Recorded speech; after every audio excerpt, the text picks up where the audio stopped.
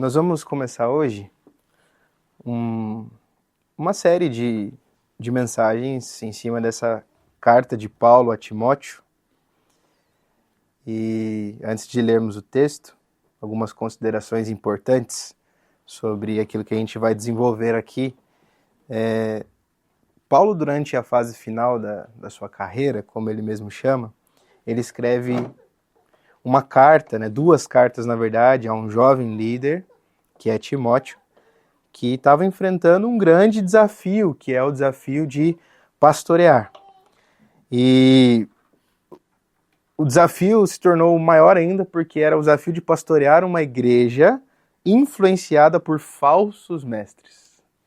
Então, a gente sabe dos desafios do pastoreio, das demandas pastorais, mas elas se tornam mais agressivas quando você tem no seio da igreja falsos mestres, aqueles que batem de frente com o ensino pastoral do mestre e assim por diante. Mas Paulo já tinha advertido Timóteo da possibilidade disso. Se a gente ler o texto de Atos, a gente vai ver isso lá em Atos capítulo 20.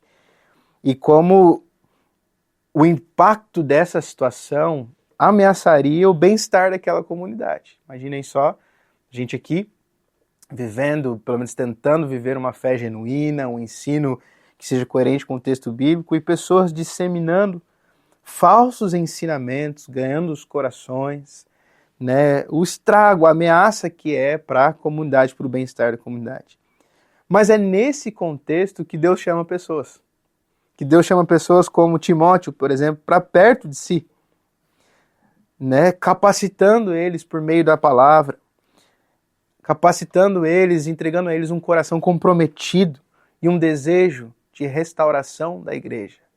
Eu creio que o Senhor, Ele chama pessoas que amam a sua igreja para obras difíceis como essa. Porque se Ele chamar alguém que ama mais ou menos a igreja, no primeiro embate com um falso mestre, o Timóteo já ia falar assim, eu vou fazer outra coisa, porque eu não tenho que ficar tendo dor de cabeça com isso daqui. Então Timóteo com certeza amava a igreja e tinha um grande compromisso. E diante disso, eu já inicio com uma pergunta. Será que nós que aqui estamos já compreendemos o nível de compromisso que o Senhor pede de nós em relação à nossa vida comunitária? Existe um nível de compromisso com a família, com o trabalho, com as outras demandas, mas eu quero ser específico em relação a essa vida como igreja do Senhor. Será que nós já entendemos o nível de compromisso, o zelo que precisa estar no nosso coração? O Evangelho ele produz mudanças visíveis e práticas na vida daqueles que creem, e essas mudanças afetam diretamente a comunidade em que estão inseridos. Então, eu acredito que por 6 domingos, pelo que eu imaginei aqui, falar sobre essa realidade de Timóteo, lidando com falsos mestres, entendendo a sua responsabilidade de agir, as instruções que Paulo entrega àquela igreja e percebendo assim de maneira mais detalhada os desafios de Timóteo.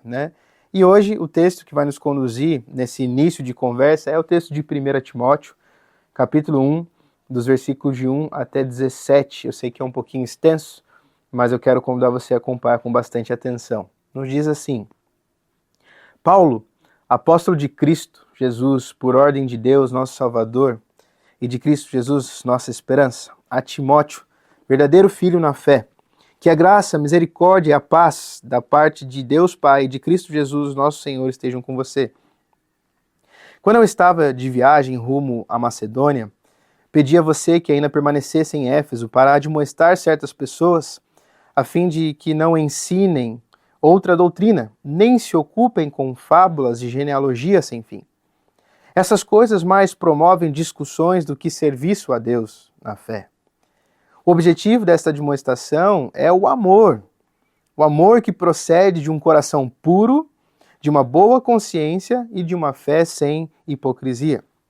Algumas pessoas se desviaram dessas coisas e se perderam em discussões inúteis, pretendendo passar por mestres da lei, não compreendendo, porém, nem o que dizem, nem o assunto sobre as quais falam com tanta ousadia. Sabemos que a lei é boa se alguém se utiliza dela de modo legítimo. tendo em vista que não se promulga a lei para quem é justo, mas para transgressores e rebeldes, para ímpios e pecadores, para os iníquos e profanos, para os que matam o pai ou a mãe, para os homicidas, para os que praticam a imoralidade, para os que se entregam às práticas homossexuais, para os sequestradores, para os mentirosos, para os que fazem juramento falso, para tudo o que se opõe à sã doutrina, segundo o evangelho da glória de Deus bendito, do qual fui encarregado. Dou graças a Cristo Jesus, nosso Senhor, que me fortaleceu e me considerou fiel, designando-me para o ministério, a mim que no passado era blasfemo, perseguidor e insolente. Mas alcancei misericórdia, pois fiz na ignorância, na incredulidade. Transbordou, porém, a graça de nosso Senhor com fé e o amor que há em Cristo Jesus. Esta palavra é fiel e digna de toda aceitação. Que Cristo Jesus veio ao mundo para salvar os pecadores, dos quais eu sou o principal. Mas por esta mesma razão me foi concedida misericórdia, para que em mim, eu que sou o principal pecador, Cristo Jesus pudesse mostrar a sua completa longanimidade, e eu servisse de modelo para todos os que hão de crer nele para a vida eterna. Assim, ao Rei eterno, imortal e invisível, Deus único, honra e glória para todos sempre. Amém. Que o Espírito nos conduza nessa reflexão e nos ajude a entender um pouquinho melhor o que isso tem a ver com a nossa vida e como viver o Evangelho de forma digna. Antes de pensarmos especificamente no texto, eu considero que existem algumas informações importantes de nós conhecermos, que é o Timóteo. Quem é o Timóteo? Quem foi Timóteo? Afinal de contas, é uma carta que não é direcionada a uma igreja. Normalmente, quando é direcionada a uma igreja, a gente fala do contexto histórico, cultural daquela igreja, a realidade daquele povo, os problemas, os desafios. Aqui a carta é direcionada a um jovem líder, pastor, chamado Timóteo. Então, entender quem é Timóteo é importante. Até porque Timóteo é uma das figuras mais importantes do Novo Testamento. Ele é conhecido como colaborador de Paulo, companheiro de Paulo, é mencionado em diversas cartas paulinas, e eu quero compartilhar com vocês algumas referências bíblicas sobre quem foi Timóteo. Atos capítulo 16, versículo 1 diz que Timóteo era filho de uma judia convertida ao cristianismo chamada Eunice, e que ele tinha um pai grego do qual nós não conhecemos o nome. Então, a criação de Timóteo é uma criação com duas influências, uma influência judaica e uma influência grega, o que faz com que ele seja devoto, mas o que faz que ele seja também um conhecedor da cultura greco-romana. Então, isso dava para ele alguns direitos, assim como dava também para Paulo, né? Mas a influência de sua mãe, ela pesa bastante na vida dele, até porque, segundo Timóteo, o capítulo 1, versículo 5 aqui que a gente leu, ele fala sobre como ele foi instruído nas Escrituras e assim deveria permanecer nelas porque elas seriam úteis a ele para a salvação. E aí nós sabemos que ele foi instruído não somente pela sua mãe, mas por sua avó Loide, né? Segundo Timóteo, capítulo 1, versículo 5. Na verdade, vai falar sobre isso, né? Loide e Eunice, a avó e a mãe, que gastaram tempo ensinando Timóteo a respeito das Escrituras.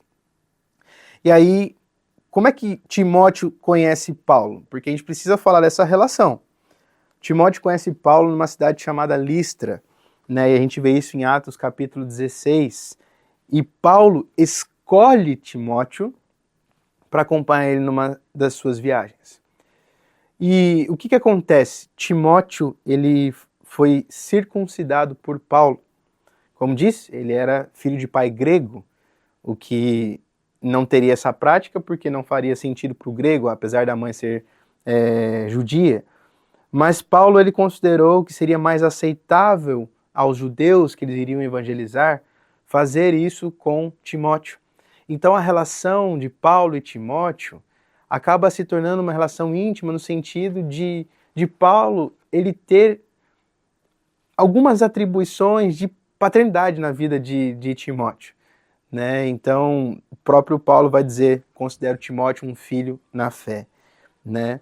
Pensando na sua colaboração com Paulo, ele viaja para Paulo em várias cidades.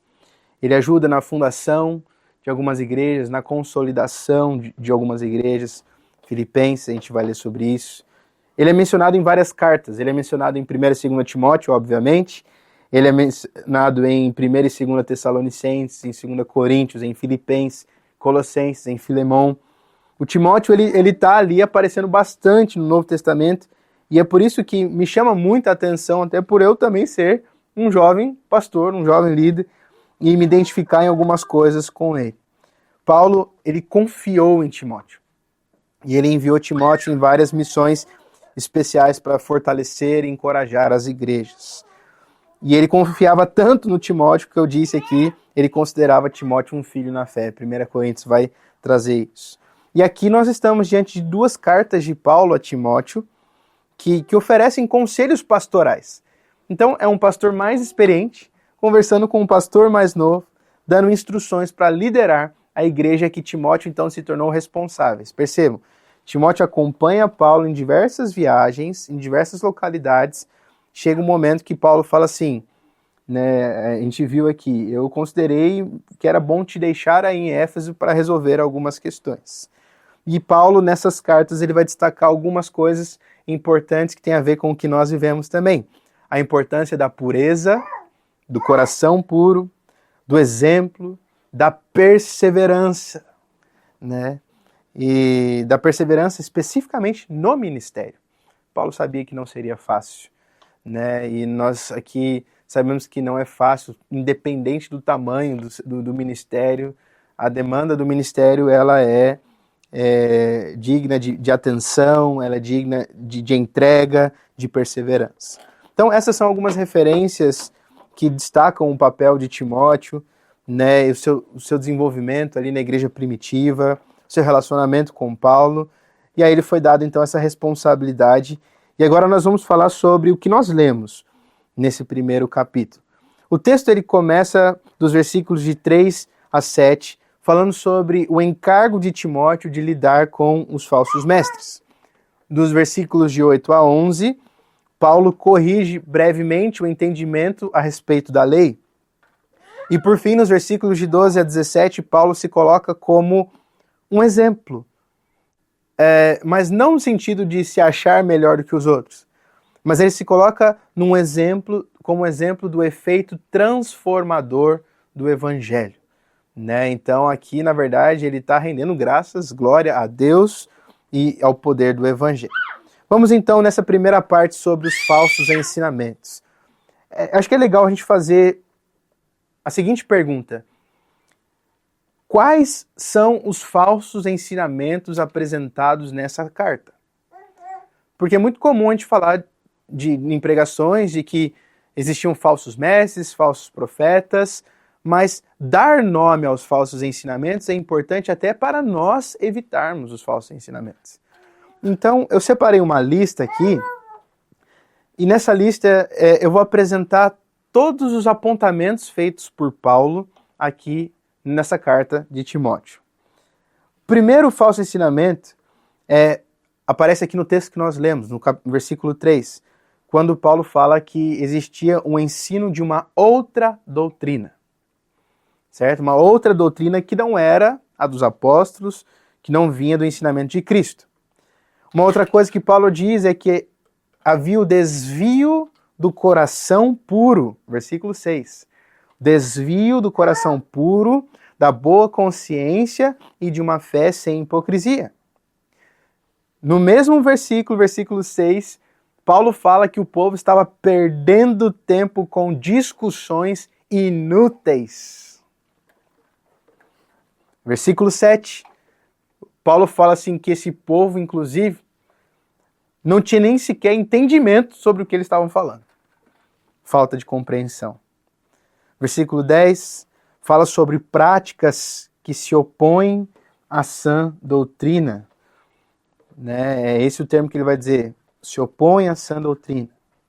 Versículo 19, ele vai falar sobre o naufrágio da fé, que tem a ver com a rejeição da boa consciência que consequentemente leva à destruição. Versículo 20 vai falar sobre blasfêmia. No capítulo 4, versículo 1, vai falar sobre a apostasia da fé. No mesmo versículo vai falar sobre obediência a espíritos enganadores e a ensinos de demônios. Ou seja, não tinha a ver só com o ensino de uma outra doutrina, mas ensinos de demônios e de espíritos enganadores. O versículo 2 fala sobre hipocrisia, sobre mentira, sobre ter a mente, a consciência cauterizada. Versículo 7 fala sobre perpetuação de fábulas profanas. Capítulo 5, versículo 15 fala sobre se desviar e passar a seguir Satanás. Versículo 20 do capítulo 5 fala sobre viver no pecado. Versículo 10 do capítulo 6 fala sobre desvio da fé. E mais uma vez, lá no finalzinho do capítulo 6, no final da carta, Paulo mais uma vez traz os falatórios inúteis e as contradições do saber. Então, são esses os apontamentos dessa carta. Olha só quantas coisas. Se eu recebo o briefing, assim, eu sou um jovem pastor chegando na igreja de Éfeso, e eu recebo uma carta assim, olha, é com isso aqui que você vai lidar. Não sei como é que seria, né? Deixa quieto, não compensa. Você é louco, não compensa. Mas Timóteo, ele é instruído por Paulo a perseverar. Ele sabia do poder do evangelho. Ele sabia que a pregação do evangelho ela seria suficiente para lidar com todas essas questões, tanto que essa é a orientação de Paulo para Timóteo. Então, esse é o cenário da igreja de Éfeso, né? E os efeitos dessas coisas eram desastrosos, gente, com certeza. Imagina a nossa igreja aqui vivendo todas essas coisas. Ensinamento de demônio, e vida no pecado, desvio da fé, fábulas profanas, hipocrisia, mentira. O versículo 4 que nós lemos fala que essas coisas promovem mais discussões do que serviço a Deus. Olha como que afeta a igreja. Essas coisas promovem discussões inúteis mais do que serviço a Deus. Quantas vezes nós não vemos pessoas perdendo tempo, discutindo, falando e conversando sobre coisas inúteis, fruto de problemas bobos, e o serviço a Deus sendo comprometido. Imagina você ter que marcar uma reunião para falar sobre blasfêmia, para falar sobre desvio da fé, sobre vida no pecado, que o povo já deveria estar evitando. Então, o texto está falando assim, gente, o que vocês estão fazendo está promovendo mais discussão inútil e perda de tempo do que serviço a Deus. Então, era uma igreja que tinha todas as possibilidades de ir bem, porque era uma igreja num bom lugar, situada num bom lugar, mas infelizmente perdia seu tempo com essas coisas que promoviam discussões e muitas outras coisas menos serviço a Deus. Mas há esperança. É por isso que o evangelho é boa notícia. Ele sempre nos dá uma notícia não tão agradável assim, acompanhada de uma boa notícia. A esperança é olhar para as coisas corretas. Enquanto o resultado dos falsos ensinamentos são discussões inúteis, o fruto da sã doutrina, no versículo 5, está dizendo que é o amor. O fruto da sã doutrina é o amor que procede de um coração puro, uma boa consciência e uma fé sem hipocrisia. São três coisas, três pilares que eu carrego comigo e vocês caminham comigo, já me escutaram falando sobre isso diversas vezes. São coisas que eu não quero abandonar nunca. Porque, primeiro, é um conselho de Paulo a Timóteo, um jovem pastor, em relação ao ensinamento, né, em relação ao pastoreio. E eu, nessa condição, entendo que é um ótimo conselho a ser seguido. Coração puro, pureza, boa consciência. Tem a ver com autoexame, com conhecer os seus pensamentos, ter consciência, uma boa consciência. E uma fé que não é fingida, uma fé sem hipocrisia. E por mais que seja desconfortável ouvir uma palavra de admoestação, a palavra de admoestação aqui ela tem um objetivo, que é o amor. Esse amor que é gerado pelo Espírito. Esse amor que procede de mudanças internas. E é essa admoestação e amor que vai produzir nas pessoas um coração puro. no lugar de um coração cheio de desejos pecaminosos. Essa admoestação e amor que vai produzir nas pessoas a boa consciência, no lugar de uma consciência carregada de culpa.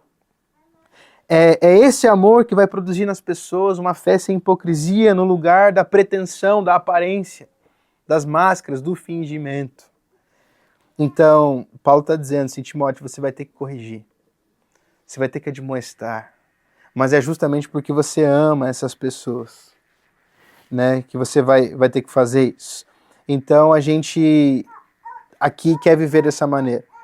Corrigido, admoestado pelo Senhor, pelo Espírito, com o objetivo de vivermos um coração puro, uma boa consciência e uma fé sem hipocrisia.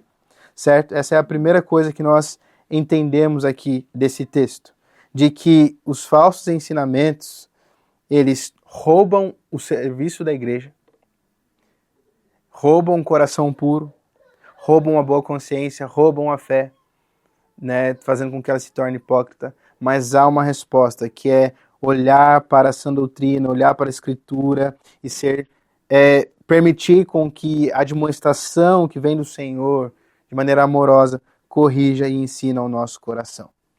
Paulo, no meio dessa fala, ele precisa corrigir algo. Porque os falsos ensinamentos vêm também de uma de uma interpretação, uma leitura equivocada da lei. E aí aqui, dos versículos de 8 a 11, ele traz um entendimento correto da lei. A primeira coisa que é questionada quando se tem falatórios inúteis é a própria lei. Né? Pensando na nossa realidade, as pessoas questionam muito sobre procedimentos, costumes, tradições. Né? Muitos cristãos hoje em dia têm inclusive uma visão negativa a respeito da lei. Mas Paulo, no versículo 8, ele diz assim, gente, a lei, ela é boa quando usada de modo legítimo.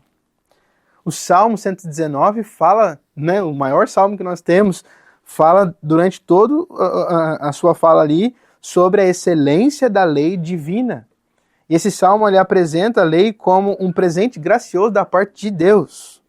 O que nós precisamos é entender o propósito e a utilidade da lei.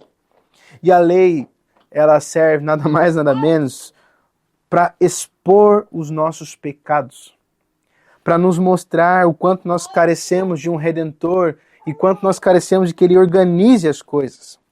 Por mais que nós tentemos acertar, a gente está sempre tropeçando.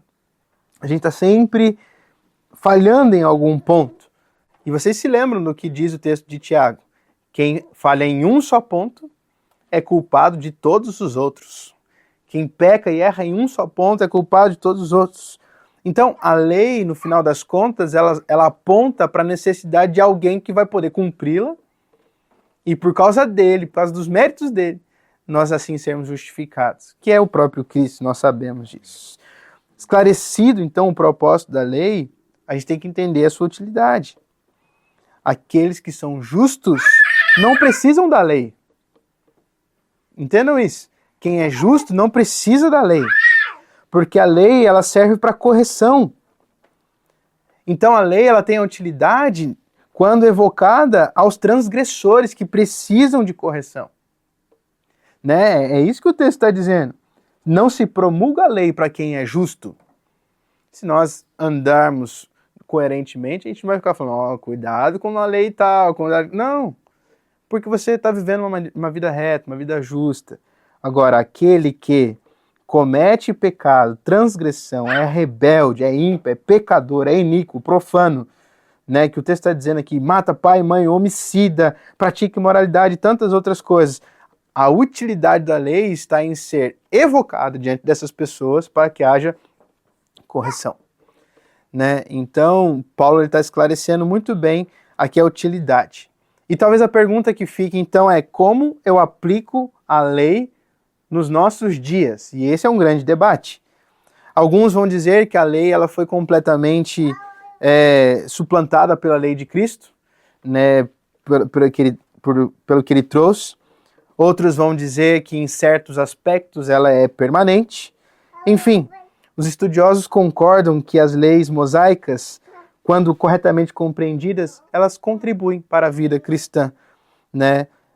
Contribuem para uma vida de sabedoria, em relação a um tipo de vida que agrada a Deus, né? Então, a gente precisa entender que a lei, ela precisa agora ser percebida e vista a partir de Cristo, né? Mas ela não é de se jogar fora, porque no final das contas ela contribui para entregar a nós certa sabedoria sobre um tipo de conduta que agrada a Deus, né? Paulo, ele corrige esse entendimento aqui, por quê? Os falsos mestres estavam ferindo essa sabedoria. E é isso que os falsos mestres fazem até os dias de hoje. Pegam aspectos da lei, das tradições, dos usos e costumes, das doutrinas, das instituições humanas, sobrecarregam as pessoas, né, trazendo ali essas pessoas para um lugar em que o interesse deles, dos falsos mestres, seja alcançado. Manipulação, o nome disso. Em função de notoriedade, em função de riqueza, em função de influência, de admiração. Isso aqui é a descrição do primeiro século, mas parece que a gente está falando sobre hoje também, porque até hoje nós temos isso. Pessoas manipulando, pessoas pervertendo os propósitos do evangelho, da lei do Senhor, em função de notoriedade, riqueza, influência, admiração. Né? Quantos não se lançam sobre discursos sobre prosperidade? Quantos não estão atrás de uma plateia para chamar de sua, né? Quantos não se rendem a discursos também, até para um outro lado, assistencialistas, achando que vão resolver o problema de todo mundo, querendo ganhar notoriedade a partir disso também. É por isso que a gente precisa reconhecer o que Paulo chama de sã doutrina. Sei que é um termo bem crente, né? Sã doutrina, as escrituras, mas tem uma importância esse termo. A palavra grega usada aqui no texto, traduzida como sã, ela inclui, né, e vocês provavelmente já sabem disso, a ideia de saúde. Então, enquanto a falsa doutrina se espalha pelo corpo, 2 Timóteo, capítulo 2, versículo 17, ele diz que essa falsa doutrina, ela corrói como um câncer. Certo? E a verdadeira doutrina, a sã doutrina, de maneira contrária à falsa doutrina, ela torna o corpo saudável. Ok? Por isso que sã doutrina é importante. A observação do termo. Porque Paulo está falando, falsos mestres propagam uma falsa doutrina e a falsa doutrina corrói como um câncer. Sabemos como o câncer ele acaba com o ser humano. Nós mesmos perdemos da família recentemente alguém, né, na luta contra o câncer. E a gente sabe de como isso afeta a totalidade do corpo da pessoa. O que Paulo está falando para Timóteo é o seguinte, olha, as falsas doutrinas dentro da igreja de Éfeso, elas têm a mesma... elas trazem a mesma ferida, a mesma doença de um câncer que corrói um corpo. É por isso que você precisa pregar a sã doutrina, porque a sã doutrina tem a ver com um corpo que tem saúde, um corpo que é saudável. Gente, quem não quer um corpo saudável? Quem não quer uma igreja saudável? Que não está atrás de ambientes, quem não está atrás de ambientes de vida abundante? Isso só é uma realidade mediante o verdadeiro evangelho. E aí Paulo se coloca como um exemplo de alguém que tinha a vida sendo corroída como um câncer e é alcançado pelo evangelho e passa a ter uma vida saudável, uma vida abundante. E é sobre isso que eu quero falar agora para finalizar a nossa reflexão, sobre o efeito transformador do evangelho. Paulo era um falso mestre. Paulo era alguém que não só ia contra o cristianismo, mas aprovou a execução de Estevão. Paulo era um assassino, um pecador. E Paulo foi chamado para o serviço apesar dos seus pecados passados. Ele foi curado pela sã doutrina, pelo evangelho, por Cristo. E ele se tornou alguém saudável. Aquele que era falso mestre, era assassino, o maior dos pecadores, como ele mesmo se percebe, ele agora se vê curado como alguém saudável, como alguém que foi alcançado por Cristo. O texto nos diz que Paulo obteve misericórdia pelos seus atos, quando ele era ainda ignorante, quando ele era incrédulo. E Paulo ele está aqui se comparando aos falsos mestres. Afinal de contas, a perseguição à igreja ela acontecia enquanto ele ainda não tinha professado a fé, né? E os falsos mestres, eles dizem seguir a Cristo, mas eles vivem de maneira maligna. E fazendo isso, eles acabam enganando muitos que estão fracos na fé. Se a gente lê aqui as cartas de Paulo a Timóteo, Tito, ele vai falar sobre os homens que vão enganando as mulherinhas. Ele usa justamente esse termo, as mulheres que estão tão fracas, que estão feridas de alguma maneira. O problema do falso mestre é isso, ele diz seguir a Cristo, mas ele vive de maneira maligna.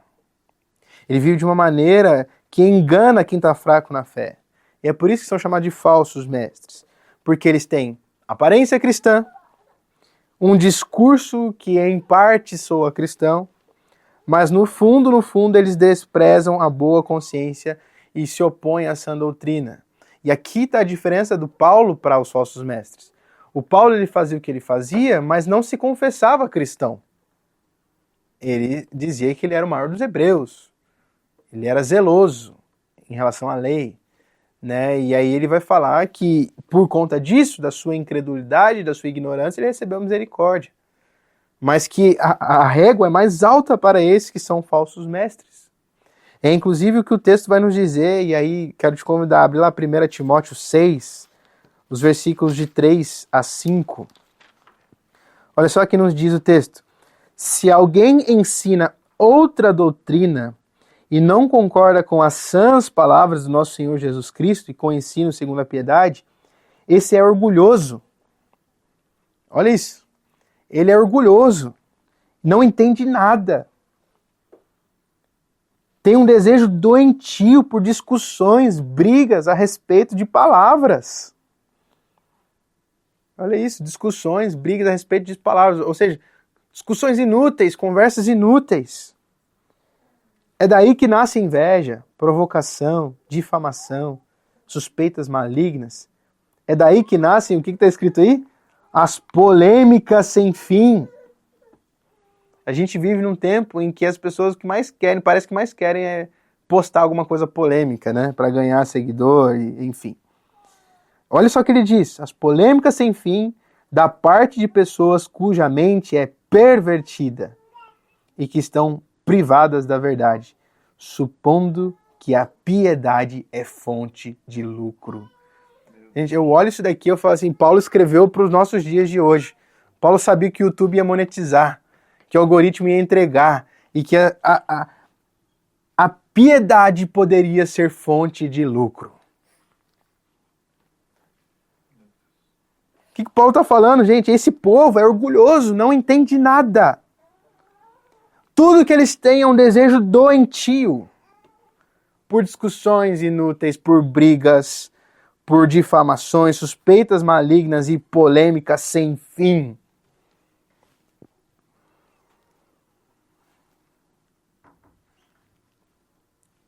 Esse texto aqui não é um texto também para nós dizermos o seguinte, o fulano é assim, o ciclano é assado, ele pensa dessa maneira. Não. É um texto que precisa vir ao nosso encontro primeiramente. Para nós não nos tornarmos essas pessoas. Porque qualquer um de nós, se não vigiar, pode prestar um desserviço à Igreja de Cristo. Pode promover discussões no lugar do serviço. Ou seja, a promoção de um desserviço à Igreja de Cristo. E nisso, nós muitas vezes nos tornamos semelhantes a falsos mestres. Então, assim como foi em Éfeso, Deus continua sendo o Senhor da igreja. Assim como ele levantou Timóteo para se posicionar em defesa do Evangelho, da sã doutrina, Deus continua chamando homens e mulheres tementes a Ele. E aí eu digo para vocês, não se esqueçam do verdadeiro Evangelho que foi pregado a nós, tão poderoso que nos levou à salvação. É esse evangelho puro e simples que nós devemos continuar instruindo e levando aos outros. É em torno desse evangelho que nós devemos continuar nos unindo, para justamente evitarmos essas ciladas que podem nos colocar, sim, numa posição de alguém que, como um falso mestre, promove discussões inúteis, promove polêmicas, enfim, inúmeras discussões que não tem nada a ver com aquilo que o Senhor quer para nós. O que o Senhor quer para nós, então? Guarde isso no seu coração. Coração puro. Uma boa consciência e uma fé sem hipocrisia. Se nós tivermos essas coisas, nós poderemos andar em paz com Deus, com os nossos irmãos, em paz com a nossa comunidade, em paz com a nossa família, porque nós vamos saber que sim, vão ter pessoas promovendo discussões inúteis, falatórios, enfim, outras coisas, mas nós seremos aqueles que serão encontrados fiéis à palavra, fiéis ao Senhor. E o Senhor vai dizer assim, olhar para nós e vai dizer: eu conheço vocês. Eu conheço vocês. Eu temo muito o Senhor e eu sempre digo assim: Senhor, eu não quero que o Senhor só saiba o que eu fiz. Eu preciso que o Senhor me conheça.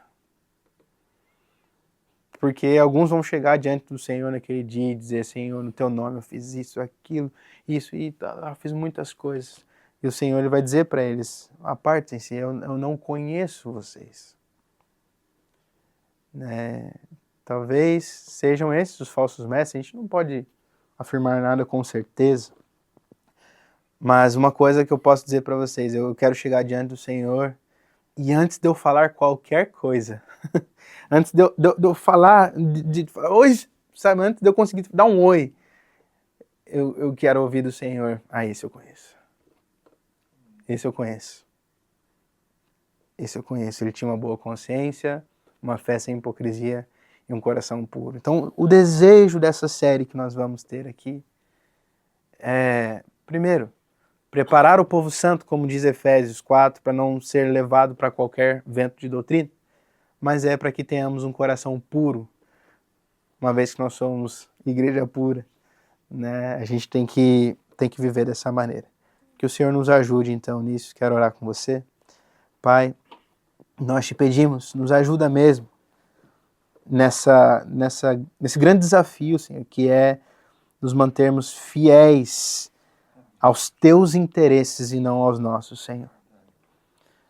Tua palavra está falando sobre homens que, por conta dos seus próprios interesses, desejos, promoveram um desserviço ao teu reino. E nós, muitas vezes, Senhor, não é nem que estamos ensinando uma falsa doutrina, às vezes não é nem isso. Mas por causa dos nossos desejos, nós muitas vezes promovemos aquilo que é agradável a nós, ao invés do serviço ao Senhor, Pai. Então nos livra das discussões inúteis, nos livra dos falatórios inúteis, nos livra, Senhor, das polêmicas, nos livra, Senhor, dessa mente que o texto diz que é pervertida e tem desejo doentio, Senhor. E sara o nosso coração com essa sã doutrina, com a sã palavra, com Cristo, Pai. Nós te pedimos, alcança o nosso coração nessa manhã. Produz em nós boa consciência. Produz em nós um coração puro. Produz em nós uma fé que não é fingida, mas uma fé que é sincera. Nós assim oramos em nome de Jesus. Amém. Amém.